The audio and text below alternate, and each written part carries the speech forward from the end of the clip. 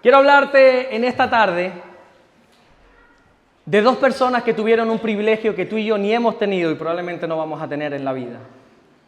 Quiero hablarte de dos personas en la Biblia, dos personajes, que tuvieron el enorme privilegio, la enorme bendición de poder ascender arriba al cielo y poder volver a estar aquí en la tierra. Me imagino que ya sabes quiénes son, si no yo te los voy a explicar, dame 15, 20 minutos y te voy a explicar este acontecimiento. Dice la Biblia en 2 de Corintios capítulo 12, versículo 1. Ciertamente, está hablando el apóstol Pablo, que le escribe a los Corintios, la segunda carta, ciertamente no me conviene gloriarme, dice Pablo, pero vendré a las visiones y a las revelaciones del Señor. No puedo jactarme, así que voy a acudir, dice él, me voy a basar en revelaciones que el Señor me ha dado. Conozco a un hombre en Cristo, es él. Pasa que como anteriormente he dicho, no me quiero vanagloriar, no me quiero jactar, entonces no voy a decir que soy yo, es él. Aunque hable de tercera persona, es él. Conozco a un hombre en Cristo que hace 14 años, si en el cuerpo no lo sé, si fuera del cuerpo no lo sé, Dios lo sabe, dice Pablo, fue arrebatado hasta el tercer cielo. Y conozco a tal hombre, y vuelve y repite Pablo y dice, si en el cuerpo, fuera del cuerpo, mira chicos, no tengo ni idea, no lo sé, solo Dios lo sabe. Versículo 4, que fue arrebatado al paraíso, donde oyó palabras inefables que no le es dado al hombre expresar. Amén, hasta ahí vamos a leer, nada más, solo vamos a leer esos 4 versículos. Señor, gracias por tu palabra. Oramos en el nombre de Jesucristo que mientras tu palabra es predicada, Señor, en esta tarde, que ocurran los prodigios, las señales, las maravillas, todo lo que tu palabra dice y promete que pueda hacer, que ocurra esta tarde en nuestras vidas y en nuestros corazones. Gracias te damos por tu palabra, Señor, te bendecimos y te adoramos en el nombre de Jesús. Y solo el que lo cree dice fuerte, amén. Amén. El apóstol Pablo está aquí relatando un acontecimiento que le sucedió en un momento puntual de su vida. Concretamente, a la hora de escribir esta segunda carta a la iglesia de Corintios, dice que fue hace 14 años atrás. Por alguna razón tarda 14 años en explicar esto que le sucede. No sabemos si es porque quizás no había venido nunca al caso de contarlo o porque no estaba preparado para hacerlo. Lo cierto es que él dice que es una experiencia bastante difícil de contar. O más que de contar, de explicar. Porque la Biblia nos está enseñando que Pablo fue arrebatado, fue llevado, fue transportado al tercer cielo. Y yo entiendo a Pablo, que haya tardado 14 años en contar esto. Imagínense que yo llego aquí hoy delante de ustedes y digo, iglesia, el Señor me ha arrebatado al tercer cielo y he visto cosas, aquí más de uno diría, yo no sé qué le ha pasado, que empezó bien y está terminando mal la carrera, ¿verdad? No sabemos por qué Pablo tardó 14 años, pero sí es verdad que esto es difícil de contar, es difícil de expresar. ¿Cómo le dices tú a alguien que ha sido llevado hasta el tercer cielo? ¿Pero qué es el tercer cielo? Porque algunos asocian tercer cielo a un grupo musical, pero va más allá de esto. ¿Qué es el tercer cielo? Los judíos, no se olviden nunca que Pablo es judío, viene del judaísmo, por lo tanto, él tiene expresiones judías. Los judíos afirman que hay 3 tipos de cielo.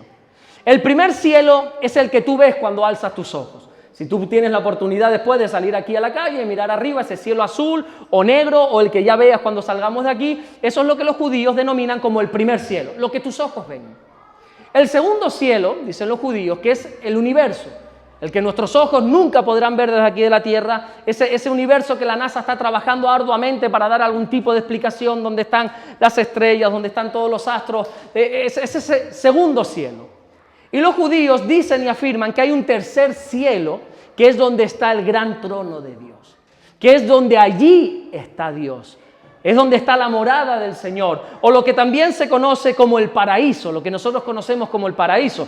De hecho, Pablo, si te das cuenta, en el versículo 2 dice que fue arrebatado al cielo, y en el versículo 4 dice que fue arrebatado al paraíso. Eso se refiere con el tercer cielo. Pablo no sabe explicar con exactitud cómo sucedió. No sabe explicar bien qué es lo que realmente aconteció, pero lo que sí sabe es que sucedió. Él dice en 2 ocasiones, en 4 versículos, él dice, mira, yo no sé si fue en cuerpo, si fue en espíritu, no sé si fue una visión, no sé exactamente, solo Dios lo sabe, dice Pablo. Él no sabe si estuvo en cuerpo, si estuvo en espíritu, si fue una visión. hay dos teorías básicas y fundamentales para explicar esto. La primera teoría, y yo creo que es la más coherente, pero no lo podemos afirmar porque la Biblia no lo dice, y lo que la Biblia no dice, usted no lo inventa. La teoría más básica es que fuera una visión. Es que Pablo lo que experimentase fuera una visión que Dios le dio, semejante a la de Pedro. No sé si ustedes recuerdan cuando Pedro fue a casa de un tal Simón, el curtidor, allí en la ciudad de Jope, y dice la Biblia que mientras estaba esperando a que le sirvieran de cenar, pues dice, bueno, entre tanto que espero, voy a subir a orar a la azotea. Hoy en día, mientras esperamos, abrimos las redes sociales. Antiguamente, llamo a los raros, a los cristianos de antes, mientras esperaban, oraban. Y entonces Pedro, dice la Biblia, que mientras estaba esperando, dice, bueno, voy a subir un ratito a la azotea a orar. Y en esa oración, en esa azotea, el Señor le da una visión. ¿Alguien recuerda qué visión le da Dios a Pedro? ¿Alguien sabe? Un manto, un lienzo, dice la Biblia, un lienzo. ¿Qué sucede con ese lienzo?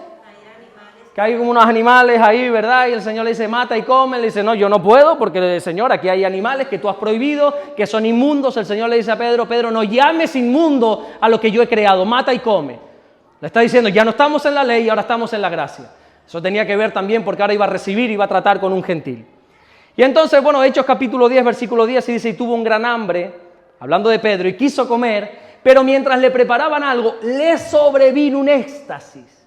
Esa palabra éxtasis significa literalmente en el original, en el idioma original que fue escrito en el Nuevo Testamento, desplazamiento de la mente. Miren esto qué bonito.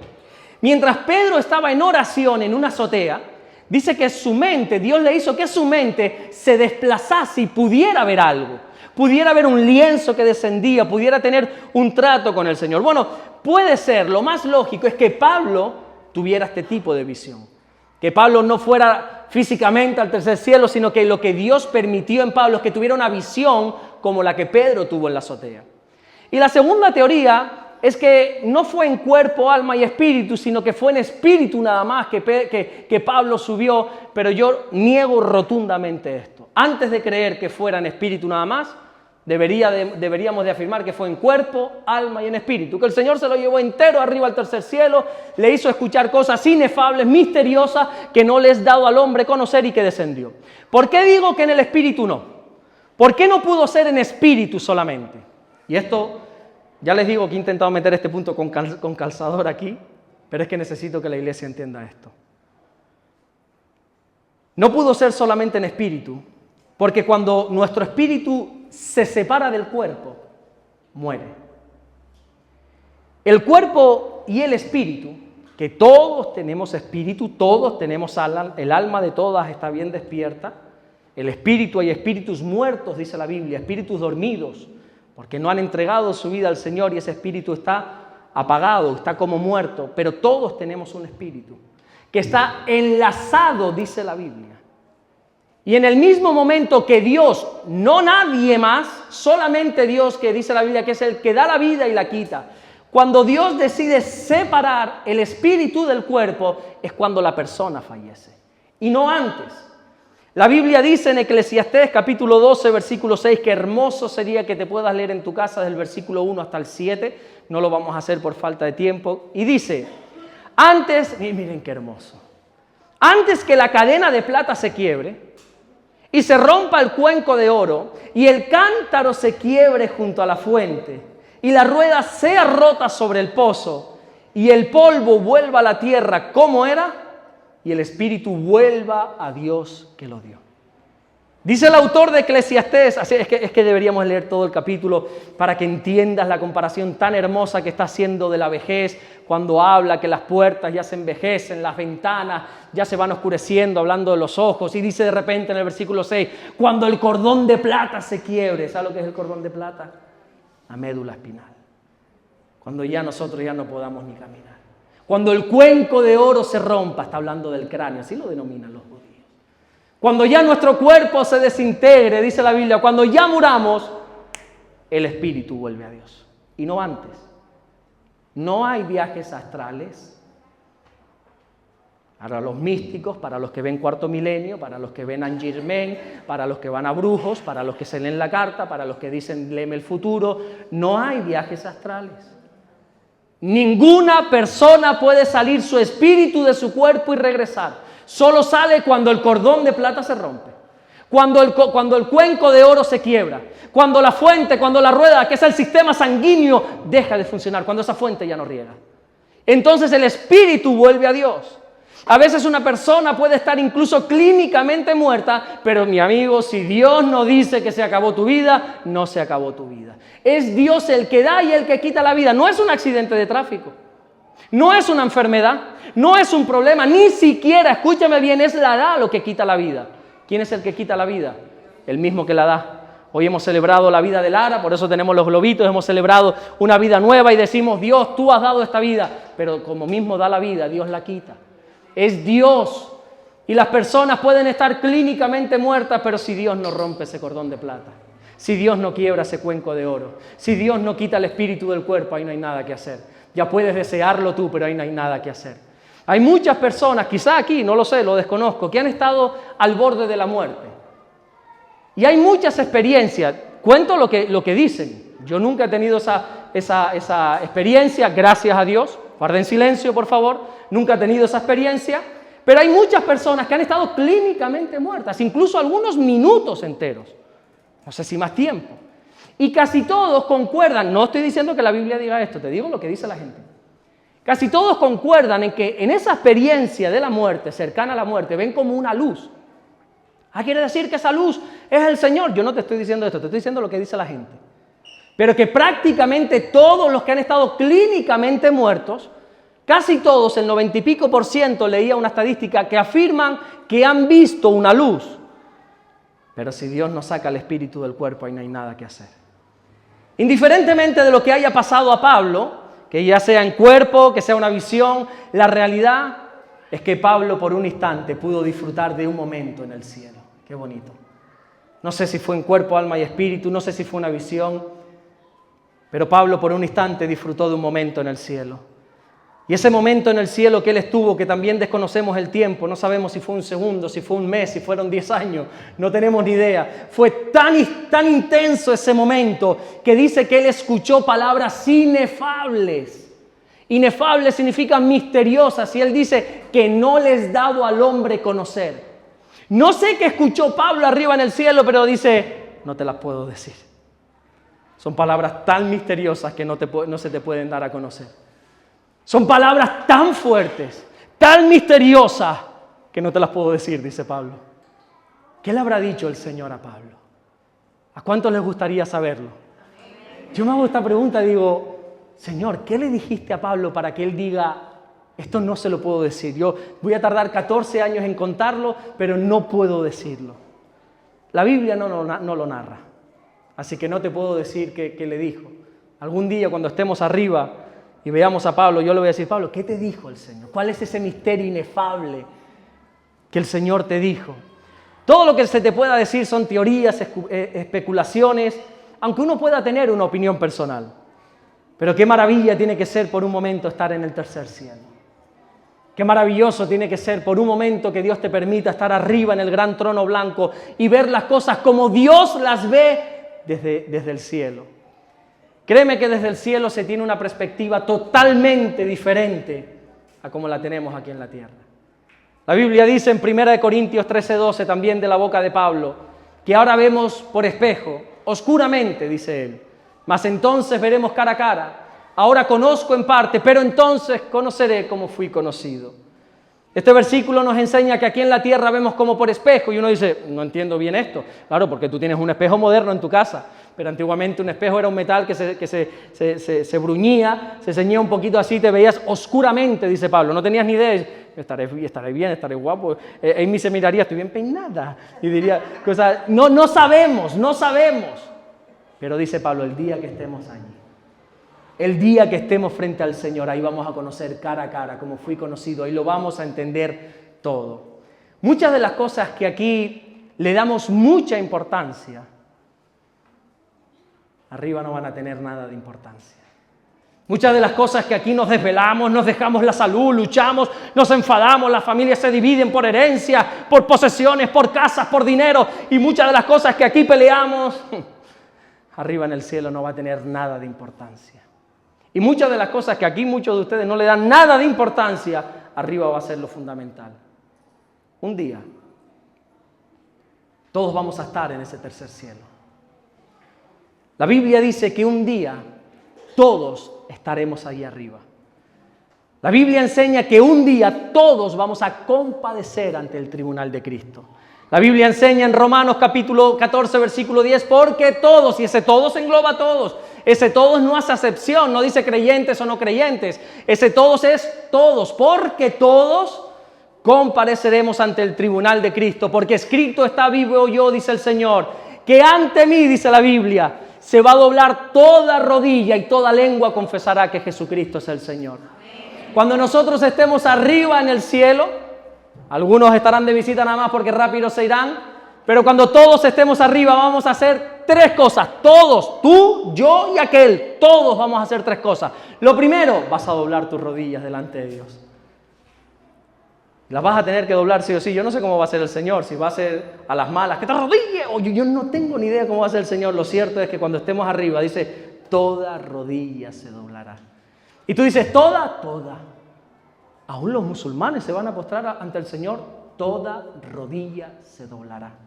Aún los testigos de Jehová se van a postrar, toda rodilla. Aún los cristianos adventistas, pentecostales, bautistas, toda rodilla. Aún los ateos, que te estoy diciendo, toda rodilla se doblará ante la presencia de Jesús. Y lo más hermoso es que dice, y toda lengua confesará que Jesucristo es el Señor. Aquellos que se ríen de nosotros, aquellos que se ríen de ti, aquellos que te dicen que tonta eres que vas a esa iglesia, que ahí te saca el dinero, ahí te no sé cuánto y te lavan la cabeza. Toda esa lengua que hoy te critica y se burla, un día, dice la Biblia, confesará que Jesucristo es el Señor. Y lo tercero, lo primero es que doblaremos rodillas, lo segundo es que confesaremos con nuestra lengua que Jesús es el Señor, y lo tercero es que seremos juzgados.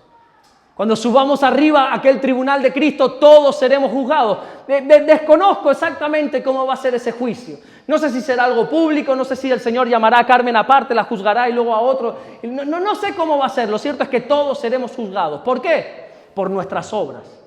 Por lo que hicimos, ¿y sabes por qué también? Por lo que no hicimos. La Biblia enseña que todos vamos a ser juzgados. Me viene a la mente ahora, no recuerdo si estás tomando nota, no apuntes. Creo que está en Mateo 24, el que lo sepa que me corrija, cuando el Señor incluso dice que de toda palabra que salga de tu boca vas a ser juzgado.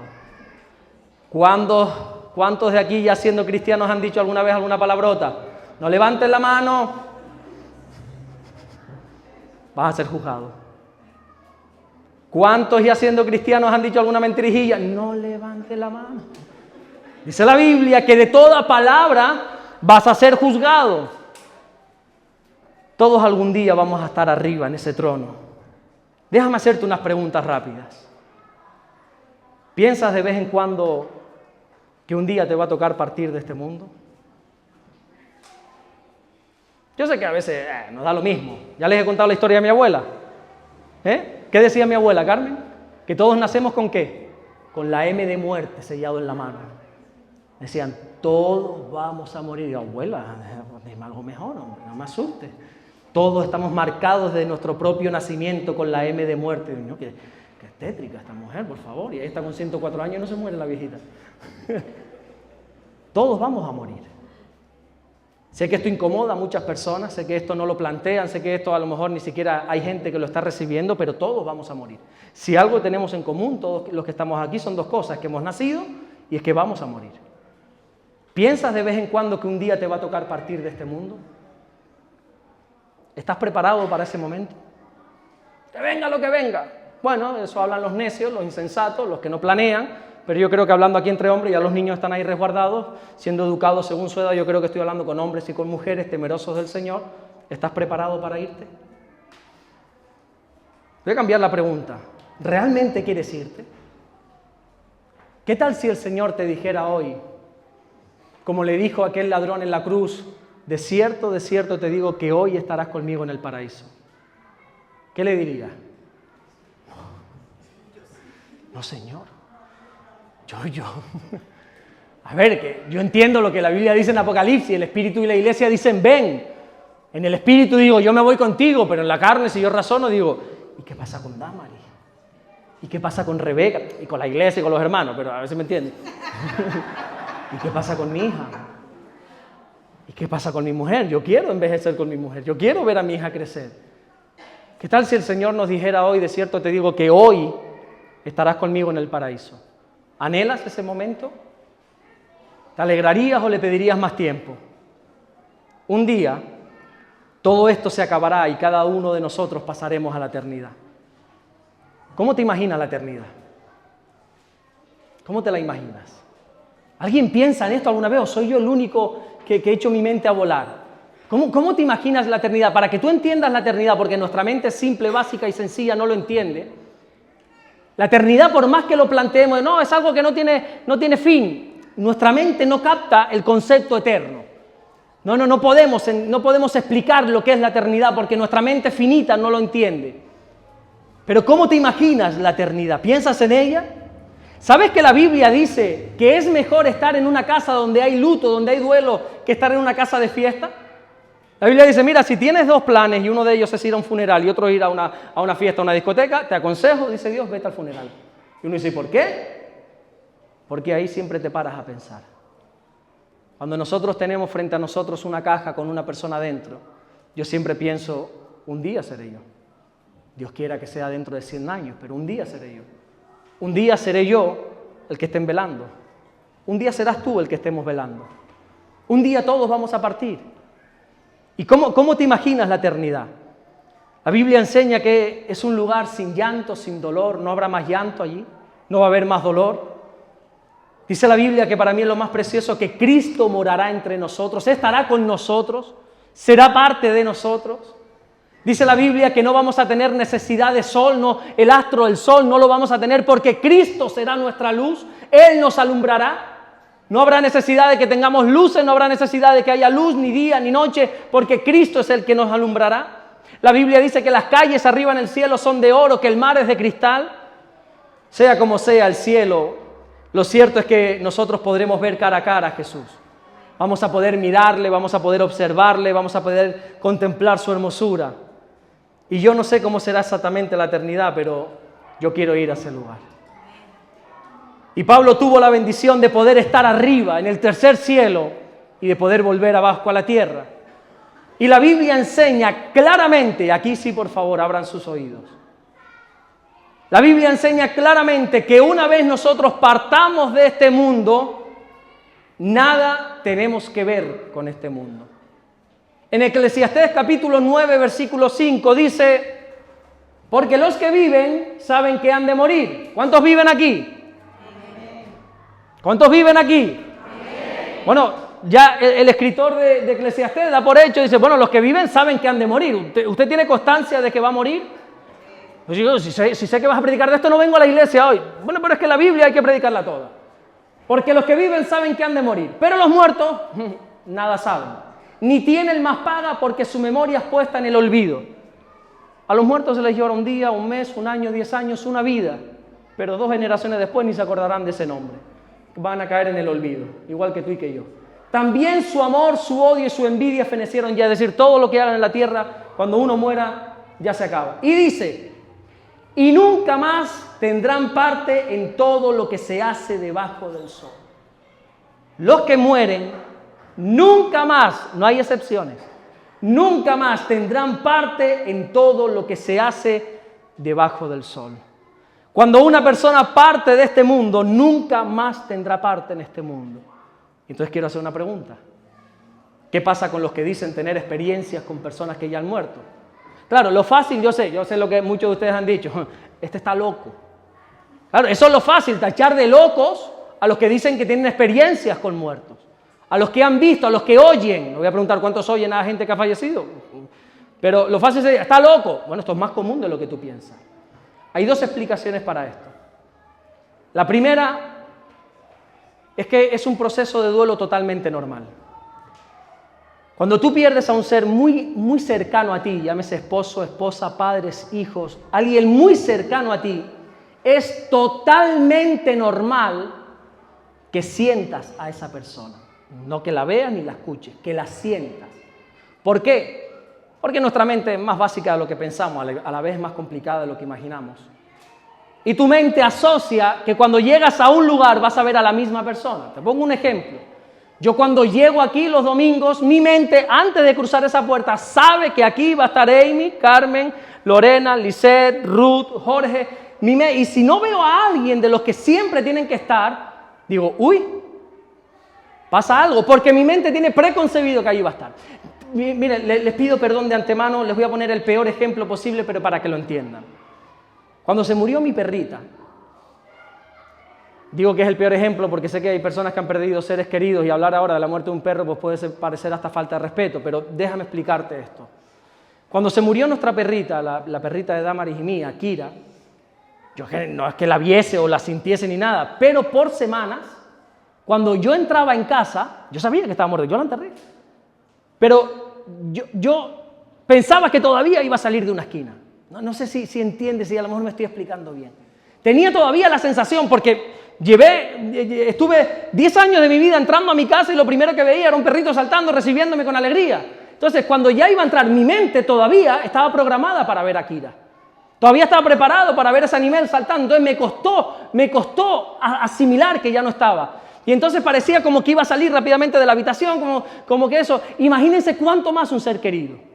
Pero eso es en el proceso del duelo, que la Biblia habla del duelo. ¿Sabes lo que hay que hacer en los duelos? Llorar. A mí me da tanta, no sé la expresión que usar, cuando le pregunto a un cristiano que ha perdido un ser querido, ¿cómo estás? No, bien, porque el Señor me fortalece. Mentira, llora a tu muerto. Llora, atraviesa ese duelo, llóralo.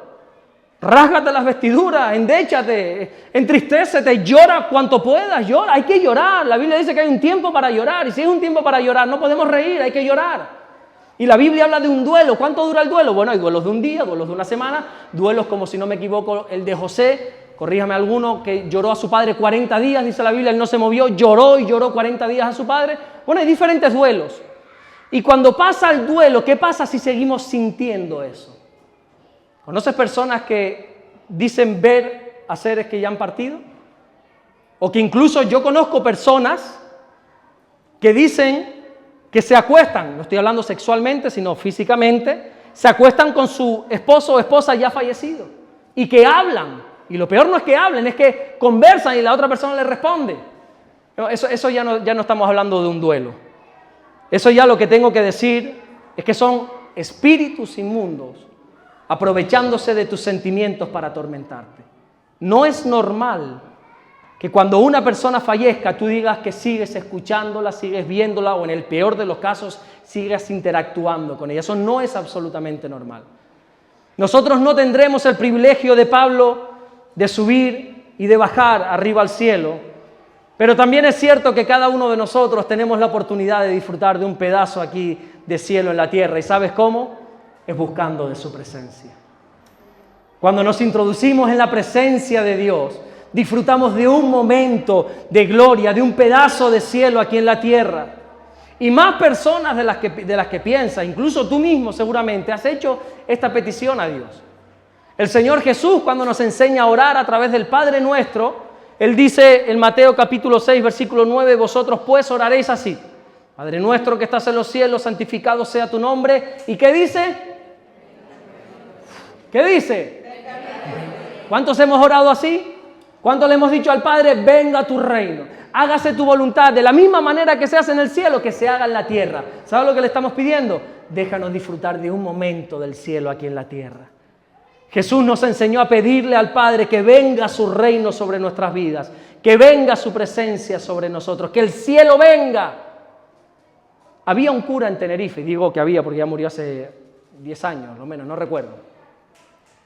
El padre Antonio se llamaba así, que tenía un proyecto de construir la mayor residencia o centro de ancianos de toda Europa, y lo consiguió. Yo le puse una foto ahí, Residencia Santa Rita.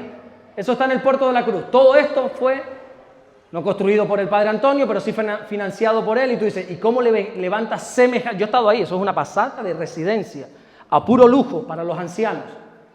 Y tú dices, ¿y cómo se costea eso? ¿Tú sabes cómo lo hizo el hombre? ¿Alguien sabe? Porque esto fue muy conocido a nivel mundial. Este hombre se puso a vender pedacitos de cielo. Se puso a vender el metro cuadrado de cielo legalmente. Él no estuvo haciendo ninguna locura. Bueno, locura en sus cosas, pero me refiero legalmente. Él lo registró todo y comenzó a vender el metro cuadrado de cielo. ¿Lo puedes googlear? No te estoy mintiendo. Comenzó a vender el metro cuadrado de cielo a 10.000 pesetas, 60 euros. Y tú dices, ¿quién le compraba eso? Bueno, había lista de espera. Mira lo que consiguió vendiendo pedacitos de cielo y levantó semejante residencia. Y aunque este suene muy bonito, déjame decirte que el cielo no se compra. El cielo se busca en oración, pidiéndole al Padre, venga a tu reino. El cielo no lo podemos comprar jamás, ni por indulgencias, ni por pagos. Y ya que Pablo dice que no puede decirnos lo que el Señor le dijo en el tercer cielo, lo que tenemos que hacer es entonces poner nuestra mirada en la consecuencia de lo que oyó en el tercer cielo. Pablo dedicó su vida a predicar el Evangelio. No sabemos lo que Dios le dijo, pero ¿qué sucedió después de lo que Dios le dijo? Sí lo sabemos. Él comenzó a predicar el Evangelio. Dice la Biblia en 1 Corintios 9:16, pues si anuncio el Evangelio, oye, yo no tengo de qué gloriarme, dice él, porque me es impuesta necesidad y ay de mí si no lo anunciara. Pablo dice que él es una impuesta necesidad. ¿Quién se le impuso? Es una impuesta necesidad. Otra versión, la Nueva Traducción Viviente, lo traduce diciendo, estoy obligado por Dios a predicar. No es algo que hago por amor, dice Pablo. No es algo que hago por devoción, es que estoy obligado a predicar. Me es una impuesta necesidad predicar el Evangelio. El mismo Pablo, que había estado en el cielo y se le revelaron cosas imposibles de explicar, nos dice que está obligado a predicar la palabra del Señor. Y el segundo personaje del que te hablo es Jesús. Jesús, antes de que ascendiera al cielo, también nos muestra la misma necesidad de Pablo. En Juan 17:20, voy a ir lo más rápido posible para ir terminando, dice, mas no ruego solamente por estos, sino también por los que han de creer en mí por la palabra de ellos. Jesús dice esto minutos antes de ser arrestado, antes de ir a la cruz. Ya está para irse al cielo, para irse a la eternidad. Este versículo es el cierre de lo que nosotros conocemos como la última cena. Estuvo toda la cena hablando con los discípulos de cantidad de cosas, ya lo hemos visto infinidad de veces aquí en predicaciones, en enseñanza, en consejos, todo lo que el Señor dijo y hizo en esa cena, y la culmina diciendo esto, con esta preciosa oración. Por falta de tiempo no la vamos a leer, te aconsejo que te puedas leer Juan capítulo 17 entero, que es la oración de Jesús. Y dentro de esa extensa oración del capítulo 17, déjame leerte de nuevo esta petición especial, dice, versículo 20, mas no ruego solamente por estos, sino también por los que han de creer en mí por la palabra de ellos. Jesús está para irse al cielo y no piensa solamente en Él, no piensa solamente en sus discípulos, en ellos, sino que piensa también en todos aquellos que han de creer. Esta oración es una oración que Jesús hizo por ti y que hizo por mí, en los que han de creer en un futuro. ¿Piensas tú en los que han de creer? ¿Alguna vez actúas como Jesús, imitas a Jesús y piensas en aquellos que todavía no creen, en aquellos que han de creer? ¿Te importa verdaderamente que haya gente en tu entorno que no crea en Jesús o te da lo mismo? ¿O estás todavía engañado con él? No, hay que respetar, es que si no crees, no, si yo respetar te respeto y te amo indiferentemente en lo que creas, pero me preocupo de que no creas en Jesús. Yo soy tolerante, todo lo que tú me quieras llamar, y te respeto y no te voy a obligar, pero me preocupa enormemente que haya gente que no conozca de Jesús. Porque la gente que no conoce de Jesús, cuando le toque partir de este mundo, que es lo más seguro que tenemos, que vamos a partir, se va a ir a una eternidad al infierno y no al cielo. Entonces, permíteme que me pueda preocupar. No te voy a obligar a creer en Jesús, ni faltaría más. Primero que no tengo autoridad ni potestad para hacerlo, pero me preocupa, por eso pienso en aquellos que todavía no creen en Él. Si de verdad te importa que haya gente en tu entorno que no conoce a Dios, tengo buenas noticias. Ya Jesús rogó por cada uno de ellos. La Biblia enseña en la carta que Santiago escribe en el capítulo 5, versículo 16, que la oración del justo puede mucho. La oración de los que hemos sido justificados por Jesús, dice la Biblia que tiene mucho poder. ¿Cuánto más la oración de Jesús? ¿Cuánto poder tiene que tener la oración de Jesús? Y Jesús oró por los que han de creer. Todavía hay muchas personas que han de creer porque ya Jesús rogó por ellos. Y nosotros debemos preocuparnos en que nuestra gente, en que nuestro entorno, en que nuestra familia crea en el Señor, porque de eso depende la vida. Mi querida iglesia, aquí no te estoy hablando de una religión. Aquí no te estoy hablando que vengas a Vida Nueva, que vengas a cualquier otra iglesia, no te estoy hablando del cristianismo, no te estoy hablando del catolicismo, no te estoy hablando de ninguna religión. Aquí te estoy diciendo que tienes que creer en Jesús. La Biblia enseña en Hechos capítulo 16, versículo 34, cree en el Señor Jesucristo y serás salvo. Cree en el Señor Jesucristo y serás salvo. Aquí no se trata de ser buena persona. Aquí no se trata de hacer buenas o malas obras. Aquí no se trata de parecer bueno o ser malo. Aquí se trata de creer en Jesucristo. Aquí nadie va a ir al cielo por buenas obras. Aquí nadie va a ir al infierno por malas obras. Nosotros vamos al cielo nada más. Nosotros somos salvos cuando creemos en Jesús. Solo el creer en Jesús nos lleva al cielo. Y yo pregunto, ¿cómo hacer para que la gente crea? Déjame leerte por última vez Juan 17:20. Dice, mas no ruego por estos, sino también por los que han de creer en mí, dice Jesús, por la palabra de ellos. Atentos aquí. Jesús dice, oro por todos los que no me conocen. Padre, oro por los que no me conocen, para que por la palabra de ellos crean en mí. ¿Quiénes son ellos?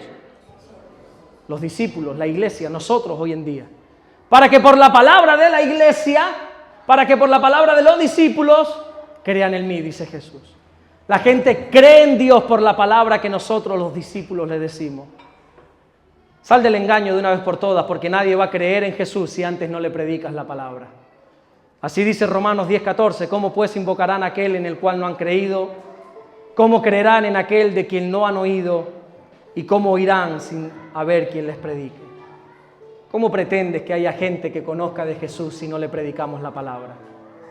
Y tú dices, bueno, para eso está el pastor, que predique él. Y lo hago porque me es impuesta necesidad. Tengo amor, tengo devoción, es un llamado divino que Dios me ha hecho, pero me es impuesta necesidad. Ay de mí si no predicara el Evangelio. Pero es la palabra de ellos lo que va a traer salvación. Nuestra predicación es la clave para que la gente crea. Claro, tú dices, no, pero es que la Biblia dice, cree en el Señor Jesucristo y serás salvo tú y tu casa. Así que si yo creo, yo me tengo que preocupar de creer nada más, efectivamente. Pero sigamos leyendo ese versículo. Dice el versículo siguiente, el 32. Bueno, lo desde el 31, ellos dijeron, cree en el Señor Jesucristo y serás salvo tú y tu casa. Versículo 32, y le hablaron la palabra del Señor a él y a todos los que estaban en su casa. Todavía hay mucha gente que no cree en Jesús. Y encuentro que ellos, que la iglesia, estamos perdiendo el tiempo. Nos estamos enfocando en los eventos, en que los cultos salgan bien, en que tengamos lo mejor de lo mejor, en que tengamos la mejor alabanza, la última predicación, el mejor mensaje. Y nos olvidamos que hay una gente que está partiendo de este mundo sin Jesús. Y que si algo tenemos en claro en esta vida, es que todos vamos a partir a la eternidad. Y yo no sé lo que piensas tú de ese momento, pero mi Biblia dice, y no sé la tuya, mi Biblia dice que solo el que cree en Jesús podrá ser salvo. Nadie puede ir al cielo si no cree en Jesucristo. Ya Jesús oró por los que todavía no creen, pero somos nosotros los que tenemos que creer primero en esa palabra y actuar conforme a eso. Mira, te lo voy a explicar de lo más sencillo. La Biblia dice, imagínense que Amy es incrédula, ella no cree, es impía, es pecadora. Déjame aprovechar ahora. Está en la carne, está en el mundo, está perdida.